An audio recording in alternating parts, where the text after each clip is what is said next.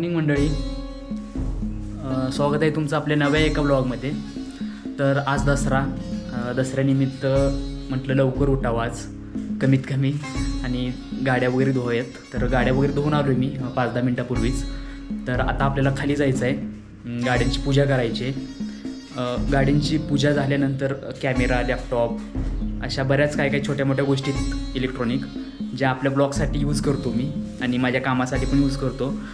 तर त्या गोष्टींची पूजा करेल आणि नेक्स्ट प्रवासाला सुरुवात करेल. तर नेक्स्ट प्लॅनिंग माझं आहे जे की अजून मी चालू आहे माझं की तळ्यात मळ्यात दसऱ्यानिमित्त काय करायचं. आज सुट्टी असते तर ऑफिसला, त्यामुळं तर जसं आपण ब्लॉगच्या पुढे जात जाईल तसं मी तुम्हाला सांगेल की आपण कोणत्या मंदिरात जाणार आहे किंवा कोणत्या ठिकाणी भेट देणार आहे.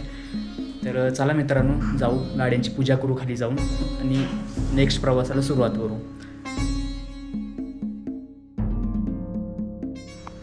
तर मित्रांनो, आता तयारी झाली आमची सगळी पूजेची. तर तुम्ही बघू शकताय हे पूजेचं ताट आपलं रेडी आहे आता आणि माझे रूममेट आहे ते. तर आम्ही चाललो आहे आता, खाली जाईल.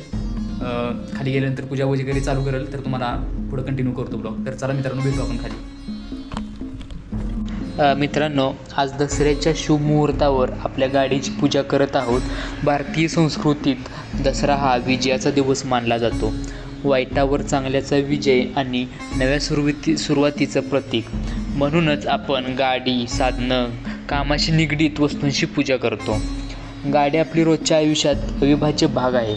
घरापासून ऑफिसपर्यंत, गावापासून शहरापर्यंत आपल्याला घेऊन जाते. म्हणूनच गाडी ही फक्त लोखंड नाही तर आपल्या प्रवासाची सोबती आहे. तिची पूजा करणं म्हणजे सुरक्षिततेची आणि सुखद प्रवासाची प्रार्थना करणं. नारळ फोडताना आपण मनातल्या सगळ्या वाईट गोष्टी मागे सोडतो आणि नव्या प्रवासाची सुरुवात करतो. फुले, अगरबत्ती आणि हाराने सजवून गाडीला आपण आदर व्यक्त करतो. ही पूजा फक्त गाडीपुरती मर्यादित नाही, तर ती आपल्या कष्टांना, आपल्या धडपडीला आणि आपल्या स्वप्नांना वाहिलेली श्रद्धांजली आहे. जसं गाडी आपल्याला पुढे घेऊन जाते तसंच आयुष्यातही आपण नेहमी पुढे जात राहू हीच इच्छा. मंडळी, अशा प्रकारे गाडीची पूजा करून आजच्या दिवसाची सुरुवात केली आहे. तुम्हा सर्वांना दसऱ्याच्या हार्दिक शुभेच्छा. आपला प्रवास सुखाचा, सुरक्षित आणि आनंदी राहो हीच प्रार्थना. तर मित्रांनो, अशा प्रकारे पूजा वगैरे झाली सगळी गाड्यांची. आता पूजा करून मला नेक्स्ट प्रवासाला जायचं आहे. तर एक मंदिर वगैरे असं काहीतरी छोटंसं असणार जे एक्सप्लोर करेल मी आणि तुम्हाला तितकी माहिती वगैरे पुरेपूर माहिती देण्याचा प्रयत्न करेल. तर चला मग जाऊ पुढच्या प्रवासाला. पुण्यातून बाहेर पडल्यावर खरं प्रवासाला सुरुवात होते. शहर मागे टाकलं की वातावरणच वेगळं होतं.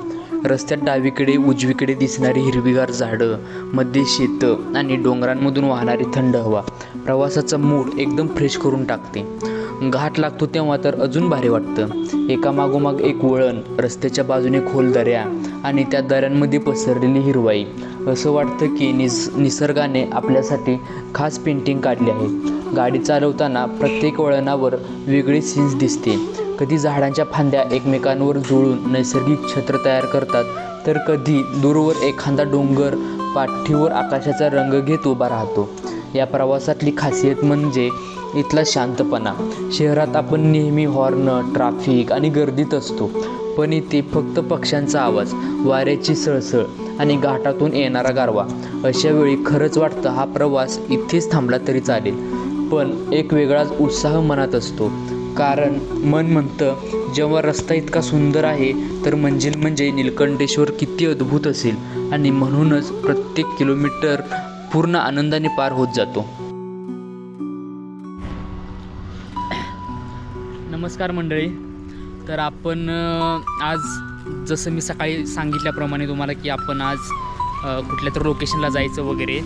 तर आपण चाललो आहे नीलकंठेश्वरला, जे पुण्यापासून एक 40 किलोमीटर आहे. पुण्यातलं हिडन जेम म्हणतात, म्हणजे बऱ्याच लोकांना ते माहीत नाही. तर मी आता रस्त्यात आहे, एका ठिकाणी नाश्त्याला थांबलेलो. तर हे जे मागं हॉटेल दिसतं तिथं मी नाश्ता वगैरे खाऊन घेतला बऱ्यापैकी. तर आता आपल्याला जायचं इथून एक 18 किलोमीटर राहिले डिस्टन्स टोटल. तर तिथं जाऊन तुम्हाला तिथली इन्फॉर्मेशन देईल. मी असं ऐकलं की तिथं काय तर टोटल 1200 मूर्ती वगैरे आहेत, की महाभारत, रामायण, कुंभकर्ण वगैरे हे सगळ्यांचे मोठे मोठे पुतळे वगैरे आहेत असं ऐकले. तर तिथं जाऊ, तिथली तुम्हाला इन्फॉर्मेशन देईल मी. मेन रोडपासून आपण लेफ्टला टर्न घेतला आहे. निळकंठेश्वरचा बोर्ड दिसतोय, इथं पार्किंग आहे असं सांगितले त्या दादानं आपल्याला. आता पार्किंग आहे पार्किंगचं. 2 व्हीलरसाठी 10 रुपये, 4 व्हीलरसाठी 20 रुपये. ओके. नमस्कार मित्रांनो, तर आपण तुम्हाला म्हटल्याप्रमाणे आलो इथं निळकंठेश्वरच्या पायथ्याशी. तर इथं बघाल तर तुम्ही 2 ऑप्शन आहेत वर जायचं मंदिराकडं. एक पहिला तर ट्रॅक्टरचा आहे, हा ट्रॅक्टर आहे आणि त्या ट्रॅक्टरचा मार्ग ह्या बाजूला आहे. इकडे ट्रॅक्टरचा मार्ग आहे, हा जो ट्रॅक्टरचा रोड दिसतोय, आणि हा जो आहे तो पायी मार्ग आहे. तर दोन्ही पण 2-2 किलोमीटर आहे असं म्हणतात इथले. तर आपण ट्रॅक्टर बंद असल्यामुळे पायी मार्ग जाऊ आणि बघू, वर जाऊन तिथली इन्फॉर्मेशन वगैरे, दर्शन वगैरे घेऊ. चला मग. तर मित्रांनो, आपण आलो आहे मंदिराच्या जवळजवळ. तर तुम्हाला खाली असताना मी सांगितलेलं की रस्ता जास्त हार्ड जाणार आहे किंवा ट्रॅक्टर पण आहे इथं. तर असं काही नाही आहे. म्हणजे मी आता ट्रॅक्टर नसल्यामुळं मी स्वतः चालत आलो रस्त्यानं. डिस्टन्स आहे 1-1.5-2 किलोमीटर डिस्टन्स असेल. तर मी चालत आलो आहे, पण असं जास्त काय हेवी नाही आहे रस्ता, आणि लहान मुलं वगैरे पण चढू शकतात इझिली. आणि रस्त्यात जास्त फुलं वगैरे असल्यामुळं तुम्ही फोटो काढत म्हणा, व्हिडिओ काढत, तर जवळजवळ 1-1.5 तासात वर येऊन जाता. जर तुम्ही फोटो व्हिडिओ नसाल काढणार तर लगेच अर्ध्या तासात वर येता तुम्ही. तर आता इथं तुम्ही समोर बघू शकता की समोर मंदिर आहे. मित्रांनो, आपण आता मंदिराच्या पायथ्याला आहे आणि तुम्ही एंट्रन्सला बघू शकताय शंकराचं अवतार आहेत 2, एक राईटला एक लेफ्टला. राईटचा तर मला ओळखू येते, ती काळभैरव अवतार आहे त्यांचा. लेफ्टला जो आहे तो तुम्ही कमेंटमध्ये सांगा, मला तर काय आयडिया नाही जास्त. तुम्ही कमेंटमध्ये मला नक्की सांगा की हा कोणता अवतार आहे शंकराचा. इथलं सुंदर वातावरण आणि निसर्गानं वेढलेलं हे मंदिर. पण आता पोचलो आहे सुंदर अशा महादेवाच्या मंदिराजवळ. इथे आल्यानंतर 2 सुंदर हत्तींच्या स्वागत कमानीतून प्रवेश केल्यानंतर आपण पोहोचतो हिंदू धर्मातील पौराणिक कथांतील चित्रीकरण केलेल्या असंख्य मूर्त्यांपाशी. तर ते प्रसंग एक एक करून आपण जाणून घेऊया.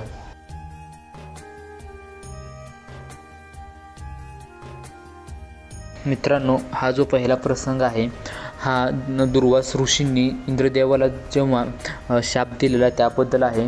एकदा देवराज इंद्र स्वर्गलोकात फार गर्विष्ठ झाले होते. त्यांच्या अहंकारामुळे त्यांनी देवराज ऋषींचा अपमान केला.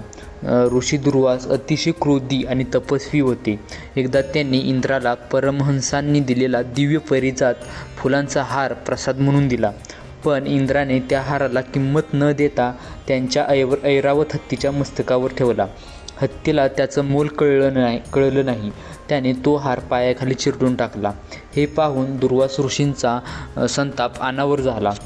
त्यांनी इंद्राला शाप दिला, अरे इंद्रा, तू या भव्य वस्तूचा अपमान केलास, अहंकारी झालास, म्हणून तू अजगर होशील. तुझा मानवी देह राहील, पण तुझं अंतःकरण शक्ती आणि चालचलन अजगरासारखं होईल.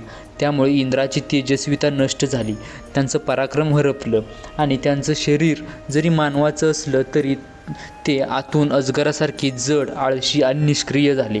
त्या शापामुळे देवगण खूप घाबरले आणि दानवांनी त्यांच्यावर आक्रमण केलं. त्यावेळी सर्व देवांनी एकत्र येऊन भगवान विष्णूंना शरणागती केली. विष्णूंनी त्यांना उपाय सांगितला की समुद्र मंथन करा, त्यातून अमृत निघेल. ते प्यायल्यानंतर परत देवांना तेज व शक्ती मिळाली.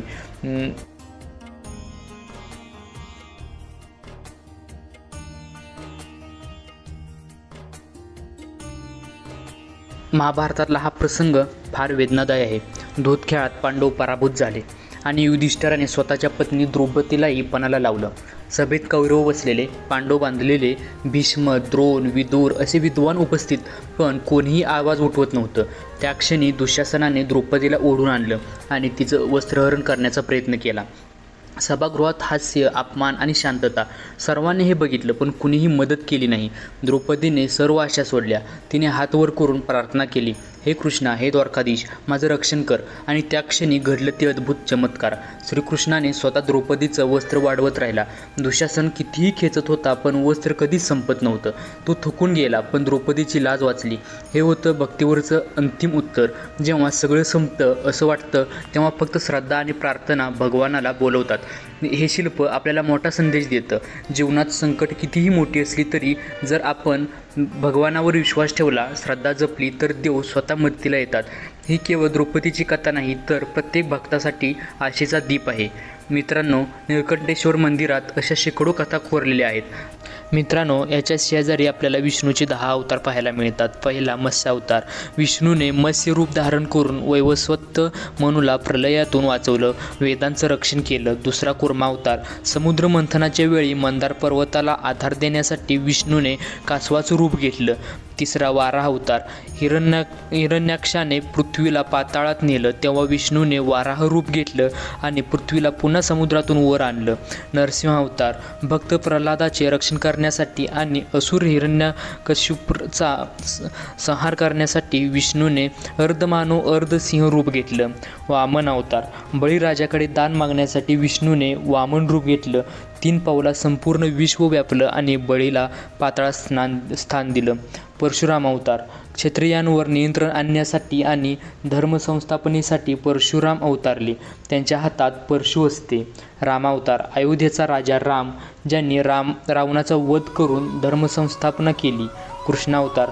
श्रीकृष्ण, ज्यांनी महाभारतात अर्जुनाला भगवद्गीतेचं ज्ञान दिलं, कौरवांचा पराभव केला आणि धर्मसंस्थापन केली. बुद्धावतार. भगवान बुद्ध, ज्यांनी अहिंसा, करुणा आणि धर्माचं तत्त्वज्ञान दिलं. कल्की अवतार. विष्णूचा शेवटचा अवतार कल्की घोड्यावर आरूढ होऊन कलियुगाच्या शेवटी अधर्माचा नाश करणार आहे. इथे आपण पाहतोय तो प्रसंग आहे रामायणातील सुवर्णमृगाचा आणि सीतेच्या हरणाचा. श्रीराम, सीता आणि लक्ष्मण वनवासात होते. त्यावेळी रावणाने मायावी सुवर्णमृग पाठवला. सीतेला तो मृग खूप आवडला. तिने रामांना तो पकडून आणायला सांगितलं. राम त्याच्या मागे निघाले, पण जाण्यापूर्वी त्यांनी लक्ष्मणाला सांगितलं, सीतेची नीट काळजी घे. काही वेळाने रामांचा आवाज मदतीसाठी घुमला. सीतेच्या आग्रहावरून लक्ष्मण रेषा काढून निघून गेला. हीच ती प्रसिद्ध लक्ष्मण रेषा. आणि त्या क्षणीच रावण साधू स्वरूप घेऊन आला. सीतेला फसवलं आणि रेषेबाहेर नेत तिचं हरण केलं. हा प्रसंग म्हणजे रामायणातील एक टर्निंग पॉईंट आहे. यातून आपल्याला शिकायला मिळतं की मोह आणि लालसा आपल्याला संकटात टाकू शकते. निळकंठेश्वरच्या या डोंगरावर उभारलेल्या मूर्तींमुळे तो क्षण आपल्याला डोळ्यांसमोर जिवंत झाल्यासारखा वाटतो. मित्रांनो, या प्रसंगामध्ये आपल्याला बघायला मिळतं की नवनाथ बसलेले आहेत आणि श्री गुरुदत्त दत्तांची मूर्ती समोर पाहायला मिळते. इथे जास्त पर्यटन नसल्यामुळं हा भाग दुर्लक्षित झाल्याचं चित्र बघायला मिळतं. प्रसंग म्हणजे द्रौपदी स्वयंवराचा दिसतोय. मध्ये उभे असलेले भगवान श्रीकृष्ण आहेत, जे या स्वयंवराला साक्षीदार म्हणून उपस्थित आहे. आणि हिरव्या साडीतील मूर्ती म्हणजे द्रौपदीची आहे.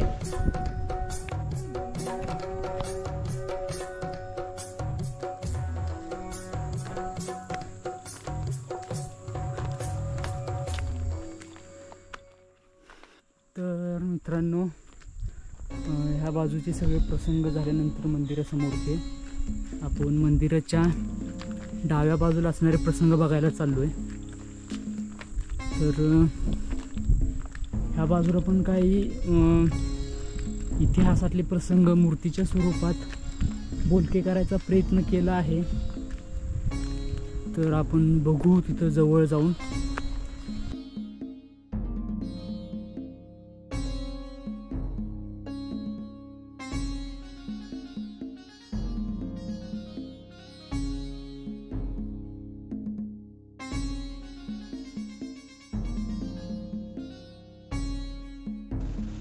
मित्रांनो, तुम्ही ही मूर्ती पाहू शकता. इथं पांडुरंगाची भली मोठी मूर्ती दिसते आणि त्यांच्या आजूबाजूला बरेच वारकरी आनंदाने उत्साह साजरा करतायत असं दिसते.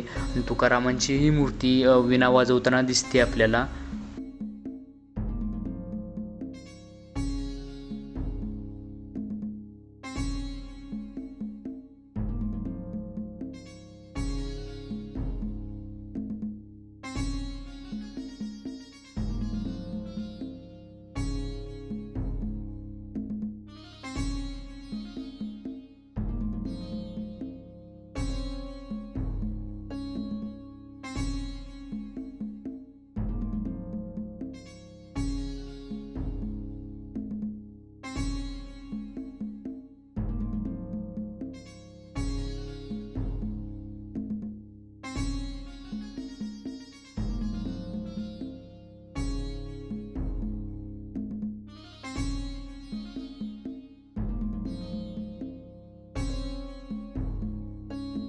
मित्रांनो, हा प्रसंग तुम्हाला आठवत असेल, कारण सगळ्यांना ज्ञात असणारा हा प्रसंग आहे.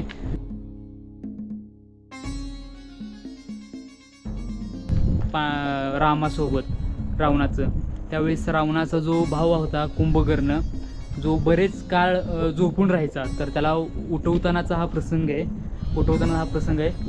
तुम्ही इथं बघू शकताय, नागाडे वाजवून उठवायचा प्रयत्न केला जातोय. परत इकडं त्याच्या पोटामध्ये भाला खुपसून उठवायचा प्रयत्न केला जातोय. सगळीकडं पोटावर म्हणा, पायावर म्हणा, म्हणजे बरेच त्याला खायला वगैरे ज्या गोष्टी लागत आहेत त्या पण देऊन उठवण्याचा प्रयत्न केला जातोय. तर असा हा प्रसंग आहे.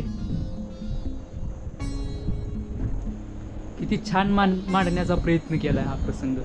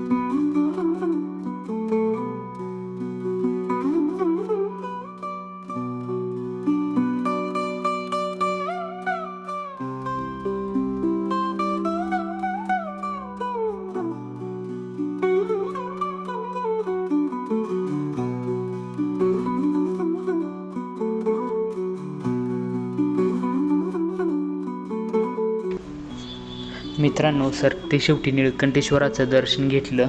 हा प्रवास इतका सुंदर आणि शांतता देणारा होता. आशा करतो तुम्हाला हा व्लॉग आवडला असेल. जर आवडला असेल तर लाईक करा, शेअर करा आणि चॅनलला सबस्क्राईब करायला विसरू नका. पुढच्या प्रवासात नवीन ठिकाण, नवीन अनुभव घेऊन परत येतोय. तोपर्यंत स्टे ट्यून्ड आणि आनंद घ्या. धन्यवाद. जय शिवराय.